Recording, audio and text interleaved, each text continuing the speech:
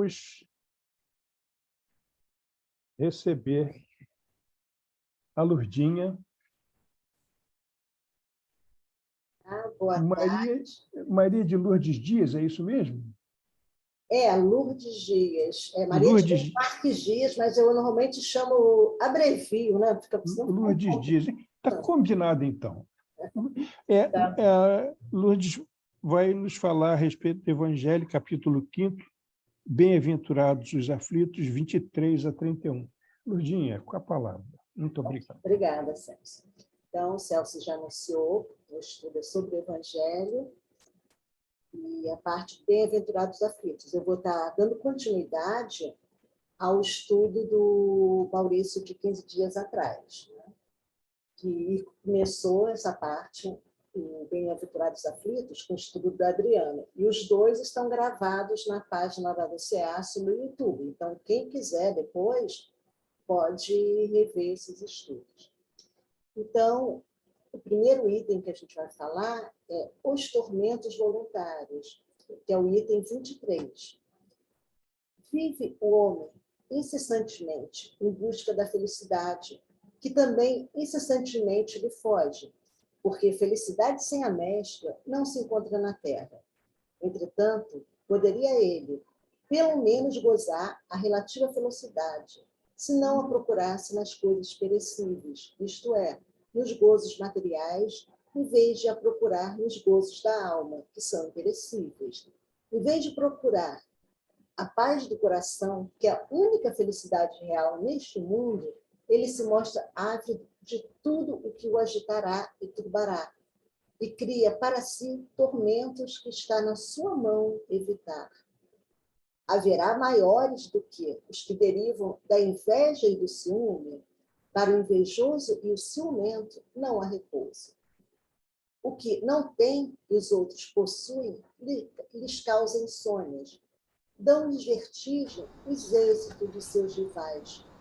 Não é a eles, de certo, que se aplicam essas palavras: bem-aventurados aflitos, pois que serão consolados, visto que as suas preocupações não são aquelas que têm no céu as compensações merecidas, que de tormentos. Ao contrário, se poupa aquele que sabe contentar-se com o que tem, que nota sem inveja o que não possui, que não procura parecer mais do que é. É calmo, porque não cria para si necessidades quiméricas. E não será uma felicidade a calma em meio das tempestades da vida? Fenelon, Lyon, 1860. Então, fiz um resumo desse item 23 nas palavras do próprio Evangelho. E ali a gente vê tormentos voluntários. Por que está falando voluntários? Porque a gente, às vezes, se aflige, tem uma aflição, que diz que essa aflição que não vamos ser consolados não é a aflição que o Evangelho está falando dos bem-aventurados, aqueles aflitos, porque são aflições que a gente não teria que estar passando e que a gente mesmo que busca. A gente busca o quê? Quando tem sentimentos como a inveja e o ciúme, e outros também, como tem raiva, quando fica com o sentido culpado. Quando a gente tem a gente não trabalha essas questões na gente, a gente acaba perdendo o sono, perdendo a saúde, às vezes a gente adoece por questões que, na verdade, não tem a ver com provas e expiações que a gente teria que estar vivendo, que teria que receber e trabalhar. Tem questões de coisas que nossas próprias escolhas nos causarem, nossa própria parte de não olhar para a gente, não buscar esse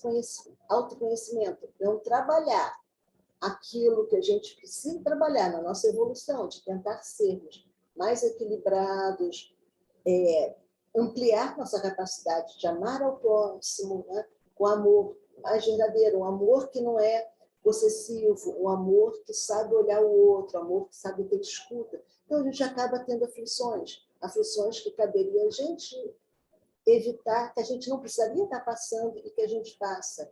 Então, ele fala, em vez de procurar a paz do coração, ele acaba se atormentando, a gente acaba se atormentando. Então, é o que esse espírito do Fenelon vem colocar para a gente.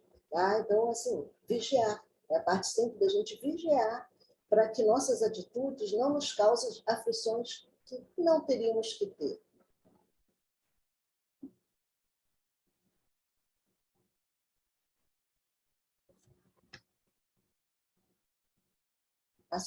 Então, aqui eu achei esse quadrinho que eu acho que resume bem isso. Bendito aquele que aprende a admirar, mas não invejar. Seguir, mas não imitar. Elogiar, mas não bajular. Liderar, mas não manipular. Então, quando a gente aprende a trabalhar, se a gente vê algo que a gente acha legal, uma pessoa que a gente admire, não é para que elas não dêem inveja, é que a gente pensa que a gente pode fazer melhor, que a gente pode ter nela um exemplo, e que a gente pode seguir, mas não imitar. Por quê? Porque cada um é um, gente. A gente também se aflige porque a gente acha que não consegue ser tão bom quanto o outro, mas o outro é o outro. A gente tem que trabalhar o melhor que a gente puder ser, mas percebendo que nossas individualidades, sendo o que somos, tentando assim, dar um passo do tamanho da nossa perna. Elogiar, mas não bajular. É diferente quando você gosta de uma coisa, você fala isso, mas o bajular já está na parte de uma falsidade que a gente tem de querer ser visto pelo outro, então a gente fica ali e isso que é complicado. Por exemplo, quando você tem um poder de liderança, tomar esse cuidado. Se você tem esse poder, cuidado com o que você fala, você é formadora de opinião, então, e não manipule o outro que está te seguindo ali de boa fé, que te admira. Esses cuidados são muito importantes. E aí a gente estaria evitando, se tiver esses cuidados, aflições que não nos cabe passar.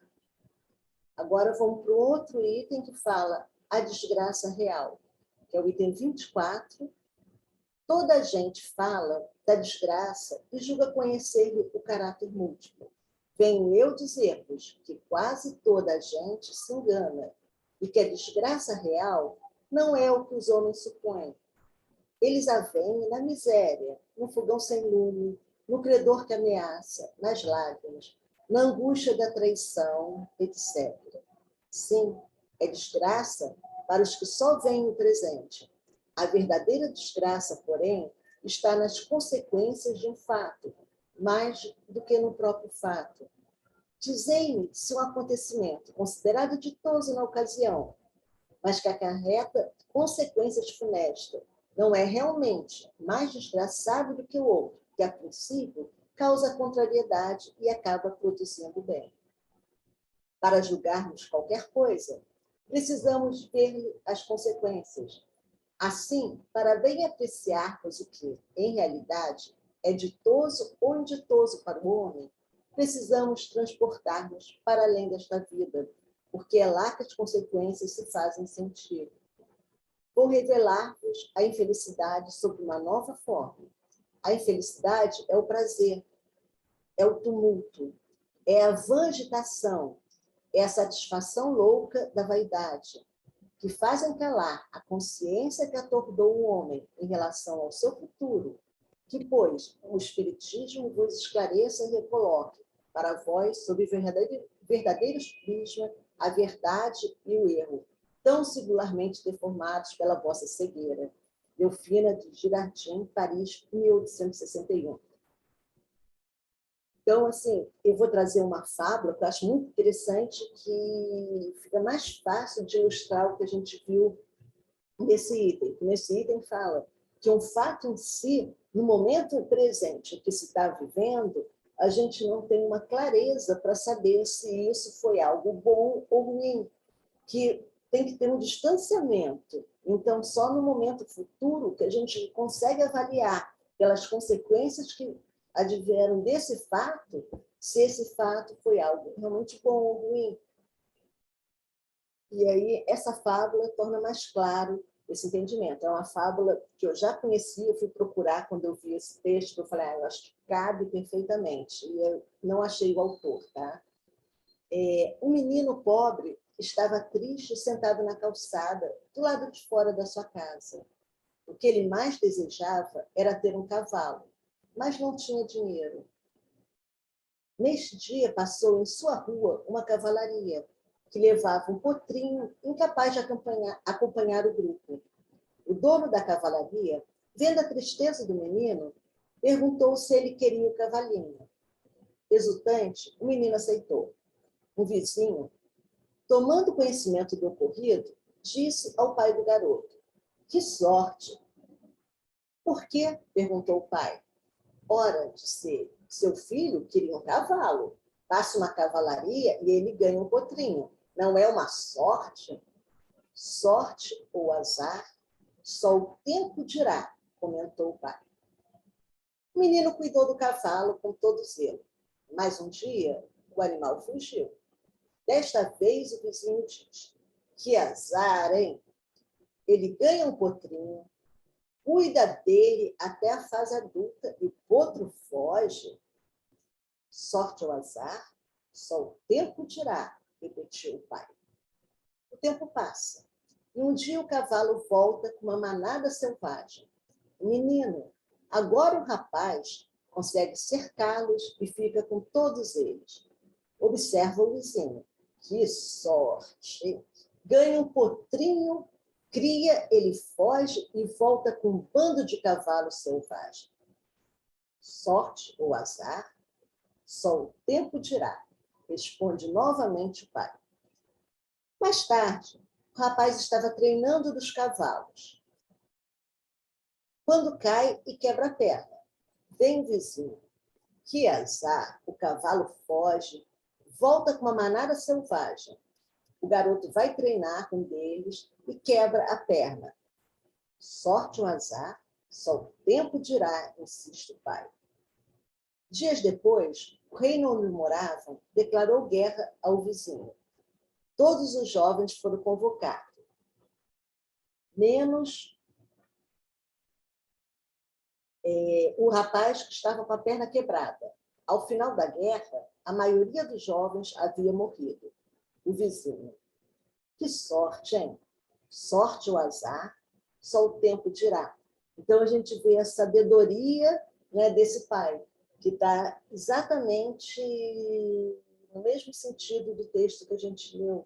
Só o acontecimento futuro que vai nos dar a dimensão real do que foi em determinado momento. Então, às vezes, a gente, no presente, não consegue assim, entender completamente o fato, e só quando a gente avalia as consequências desse fato, a gente consegue então, ter essa avaliação se isso foi algo bom ou algo ruim. E aí, no texto que a gente viu do Evangelho, fala assim, em relação ao quê?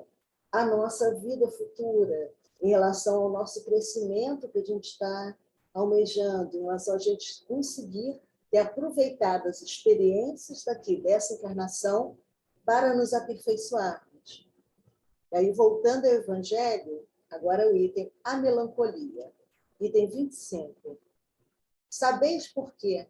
Às vezes, uma vaga tristeza se apodera dos vossos corações e vos leva a considerar amarga a vida?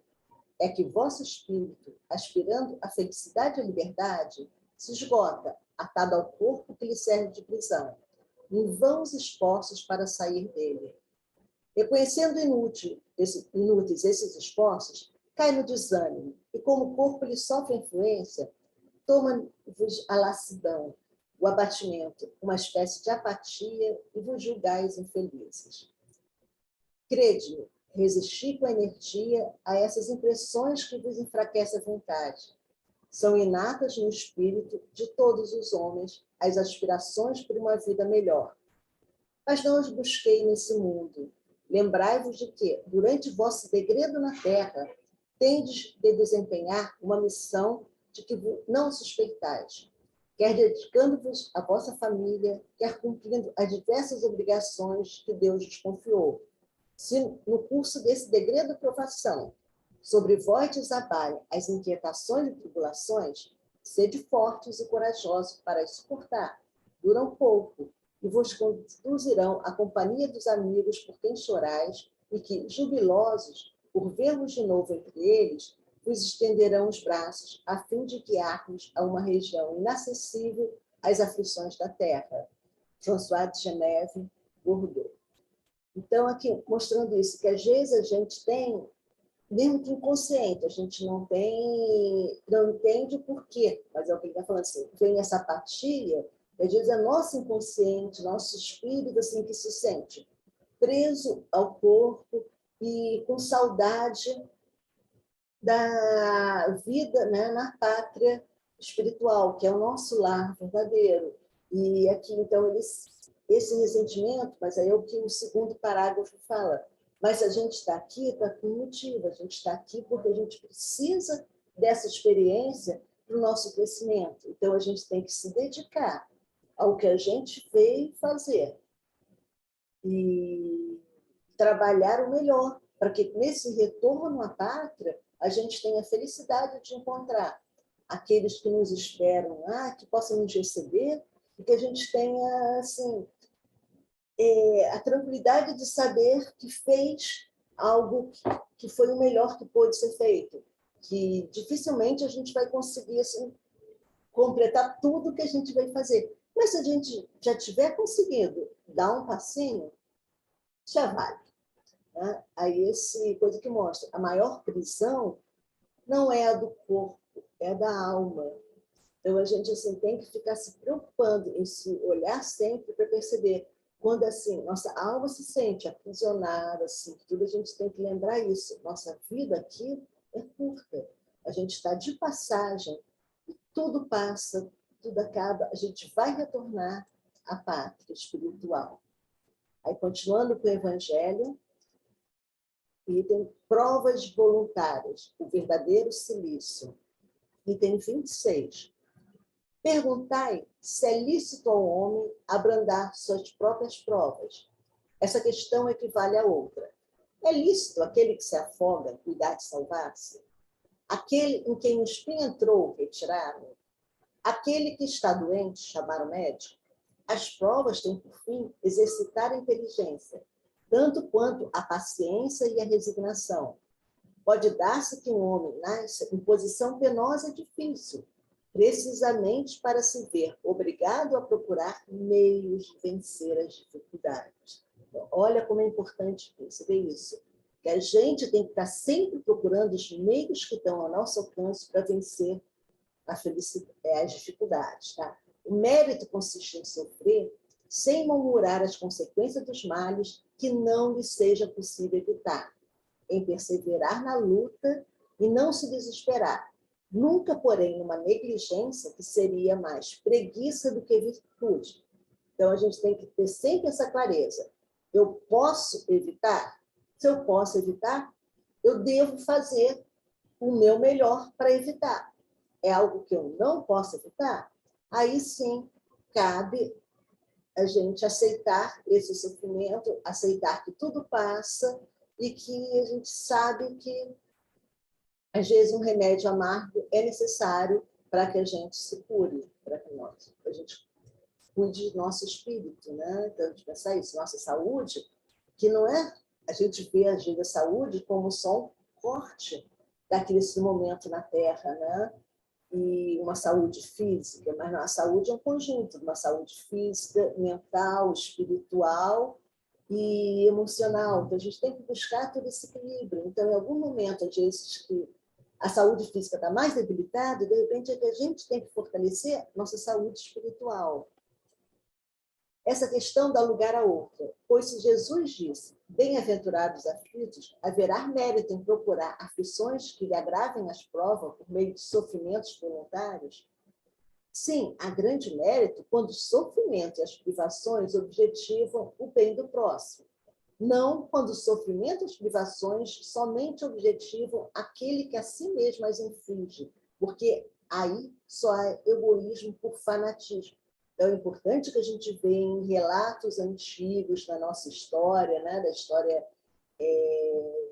da religião católica, em algumas épocas mais obscuras, assim, ver as pessoas usarem aqueles cílios, usarem se flagelarem. Isso não agrada em nada a Deus. Deus não quer esse sofrimento, porque esse sofrimento não está trazendo nada de melhor para ninguém.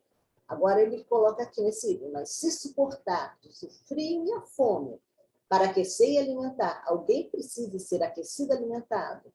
E se o vosso corpo disso se ressente, fazei um sacrifício que Deus abençoa.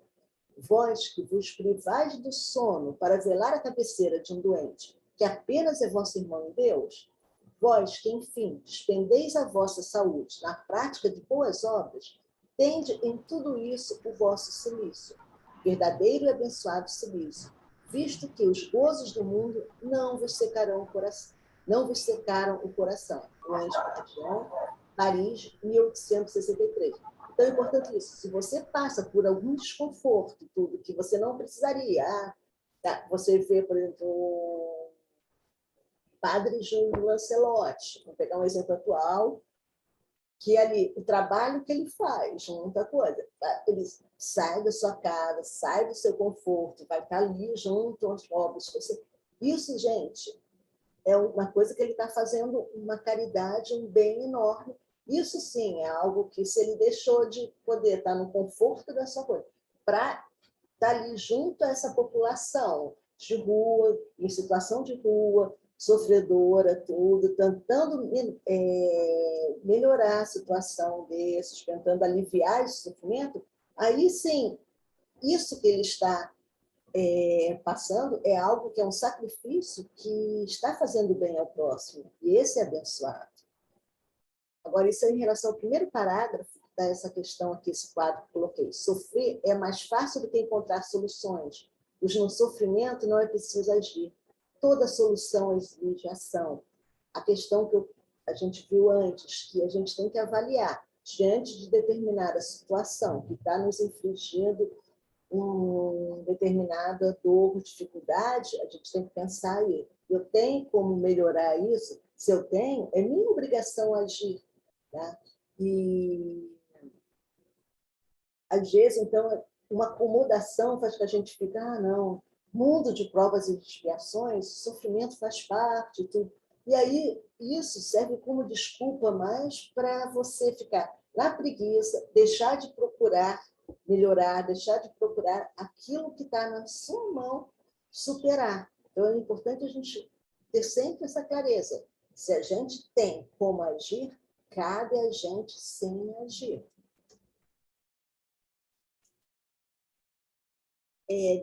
Dever-se-á por termo as provas do próximo.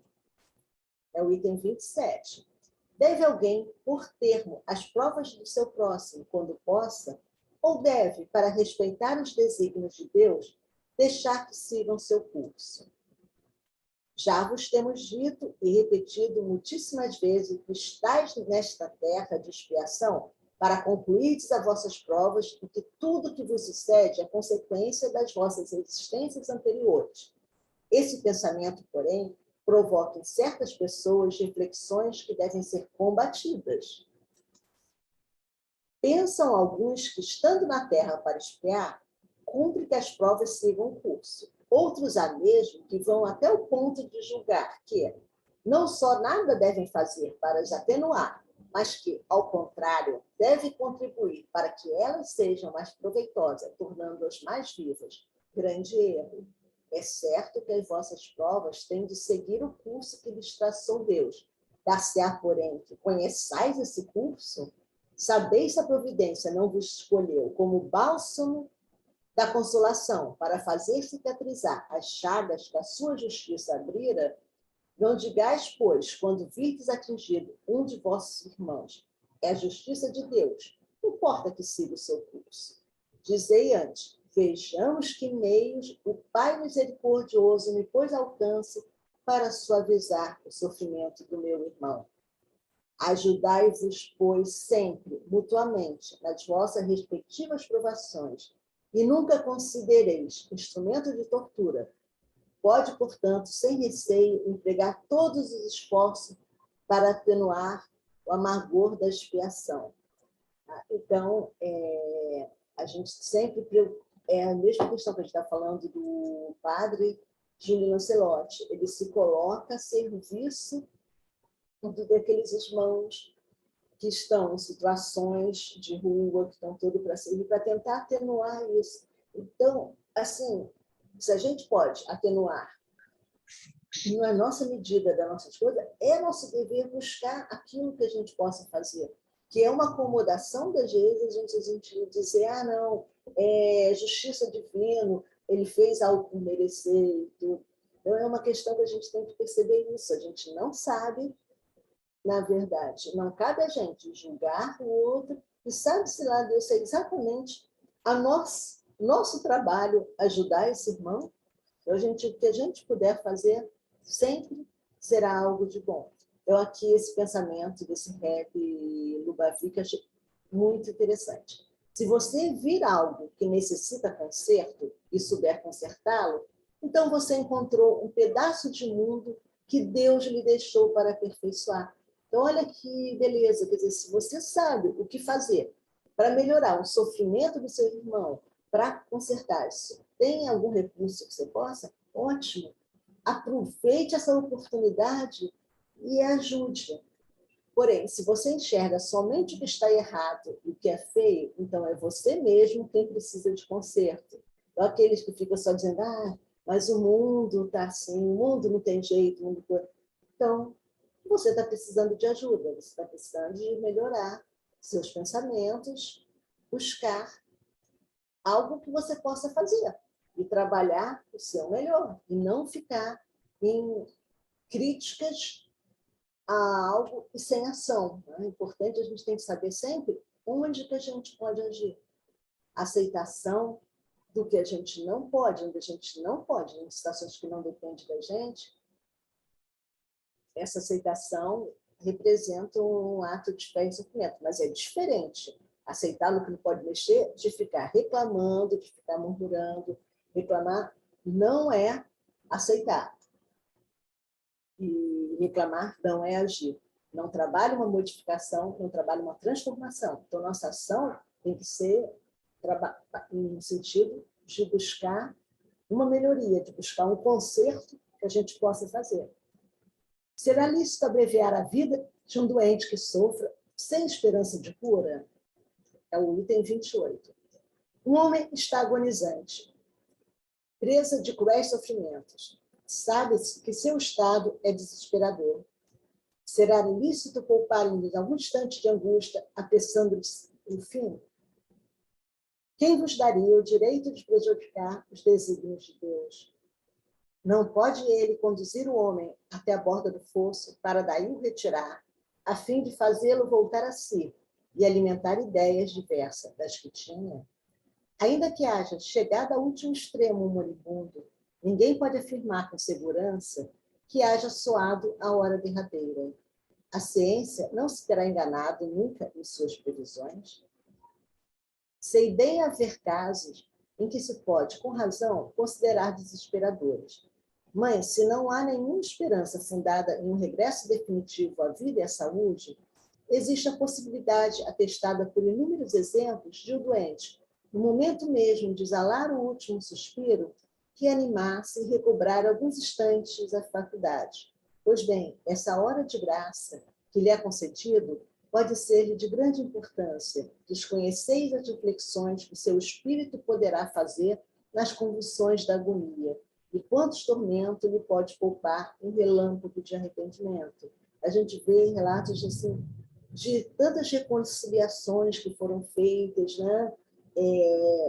Filhos que não estavam falando com os pais, tudo, e que nesse momento final conseguem voltar a se abraçar, conseguem se reconciliar. Então, como que às vezes a gente não noção de Deus, não sabemos?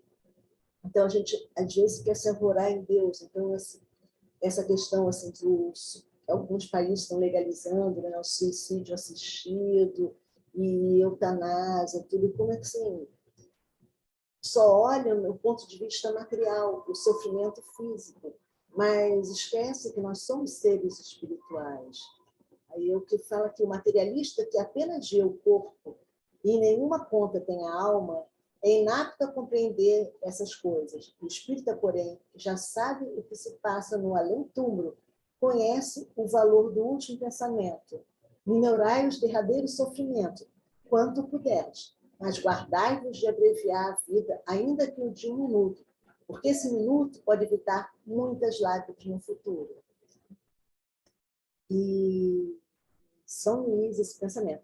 Então, assim, abreviar a vida, você fala de suicídio assistido, coisa não. Agora, minorar os sofrimentos, isso sim. Então, eu trouxe essa questão que hoje está sendo muito discutida, a questão dos cuidados paliativos. Né? Cuidados paliativos não é eutanásia, não é um suicídio assistido. Então, derivado do latim palio, o termo significa proteger. Os cuidados paliativos são definidos como uma forma de assistência aos pacientes e às famílias que enfrentam doenças graves, potencialmente ameaçadoras à continuidade da vida. É uma maneira de protegê-los, de amenizar a dor e o sofrimento, tanto físico, psicológicos, sociais ou espirituais. Receber o diagnóstico de uma doença grave é sempre angustiante, mas o fato de não possuir cura não significa que o cuidado deva terminar ou que não exista algo a ser feito. Ao contrário, significa que uma equipe multidisciplinar poderá atender o enfermo e seus familiares, tá?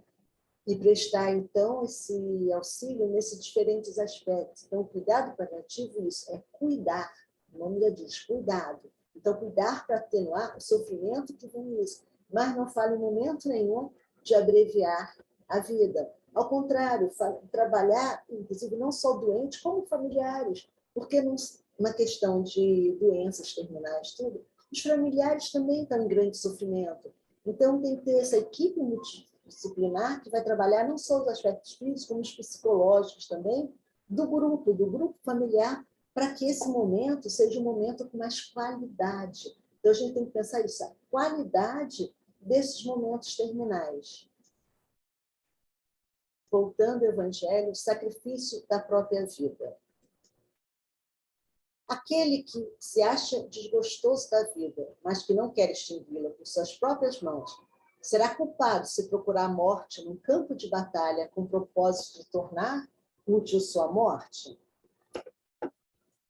Então, aqui o que fala, que o homem se mate ele próprio, faça que outro mate, seu propósito é sempre cortar o fio da existência. Há, por conseguinte, um suicídio intencional, se não de fato. É ilusória a ideia de que sua morte servirá para alguma coisa. Isso não passa de um pretexto para colorir o ato e escusá-lo aos próprios olhos.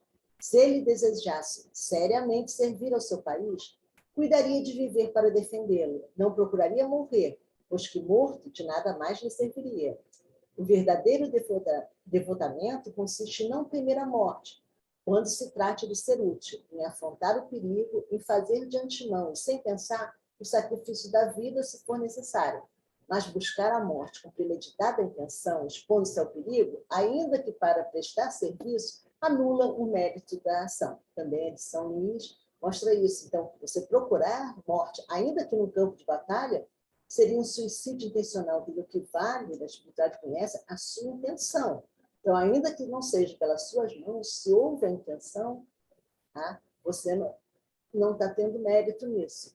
Se o homem se expõe a um perigo iminente para salvar a vida de um de seus semelhantes, sabendo de antemão que sucumbirá pode o seu ato ser considerado suicídio, desde que no ato não entre a intenção de buscar a morte, não há suicídio, e sim apenas devotamento e abnegação. Embora também haja a certeza de que morrerá. Mas quem pode ter essa certeza? Quem poderá dizer que a providência não reserva um inesperado meio de salvação para o momento mais crítico? Não poderia ela salvar, mesmo aquele que se achasse diante da boca de um canhão? Pode muitas vezes dar-se que ela queira levar ao extremo limite a prova dessa resignação. E, nesse caso, uma circunstância inopinada desvia o golpe fatal. Também de São Luís, eu mostrar isso, gente. Olha como é que depende da intenção. Tá? Então, se você se expõe ao perigo, um bombeiro que numa casa em chamas, ouve um grito de uma criança que está presa ali no seu berço, não consegue sair, e ele entra, mesmo numa situação de alto risco, porque está correndo o risco de ter um desabamento para salvar essa criança. Qual a intenção dele? Era buscar a morte? Não, era salvar a criança. Então, isso, ainda que ele venha a teu desencarne nesse momento, ele estava buscando o quê? Uma ação nobre de salvar aquela criança que estava em perigo. Então, isso sim tem mérito. Tá? Então, a intenção, na verdade, é que é verificada. E aí, já que a gente falou desse suicídio intencional, eu resolvi aproveitar para falar isso, um pouco de suicídio, para a gente ficar atento a frases do tipo: queria dormir para sempre, queria fugir e desaparecer, não aguento mais essa vida. O suicida não é um covarde, apenas não encontrou outro modo para matar uma dor que o matava todos os dias. Conversar sobre o assunto não estimula, muito pelo contrário, pode salvar uma vida. Então, a gente tem alguns assuntos que são meio tabus, então a gente não quer falar, mas às vezes conversar sobre isso pode salvar uma vida. E lembro o aviso que já foi dado, até que a gente tem esse grupo no SEASSE que trabalha, né, do ponto de luz com famílias, com pessoas que têm ideação suicida. Então, trabalhamos após e a prevenção. É importante, gente, se você não está bem, se você for procurar ajuda, e os familiares, aqueles que estão próximos, que percebam isso, procurem ajuda também. Sempre é melhor se informar sobre os assuntos, tudo do que tentar não ver. Voltando ao Evangelho, já estamos quase acabando. Proveito dos sofrimentos para outrem. Os que aceitam resignados sofrimentos por submissão à vontade de Deus e tendo em vista a felicidade futura, não trabalham somente em seu próprio benefício, poderão tornar seus sofrimentos proveitosos a outro. Podem esses sofrimentos ser de proveito para outro, material e moralmente. Materialmente, se pelo trabalho, pelas privações e pelos sacrifícios que tais criaturas se impõem, contribuem para o bem-estar material de seus semelhantes. Moralmente, pelo exemplo que elas oferecem de sua submissão à vontade de Deus. Esse exemplo de poder da fé espírita pode induzir os desgraçados à resignação e salvá-los do desespero e de suas consequências funestas para o futuro.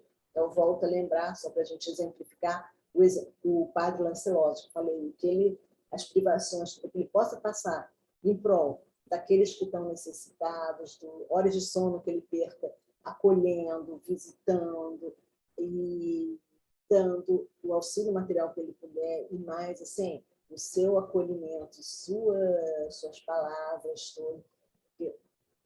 A palavra, às vezes, é tão importante quanto o pão, né?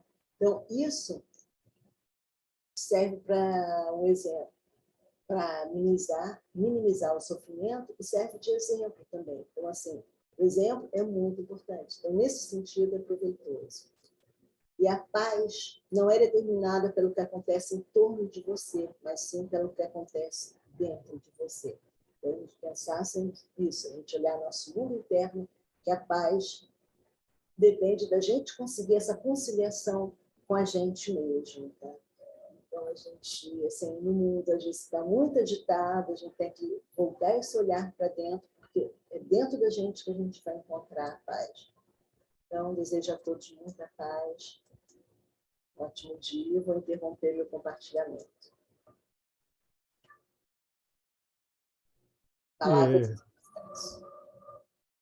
Lourdinha, muito...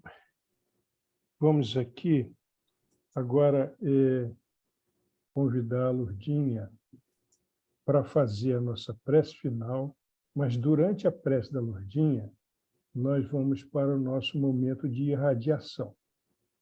E eu lembro que durante esse momento, nós precisamos valorizar isso que a Lourdinha explicou, que é a respeito do valor da consciência da própria intenção, né? Então, toda pessoa que se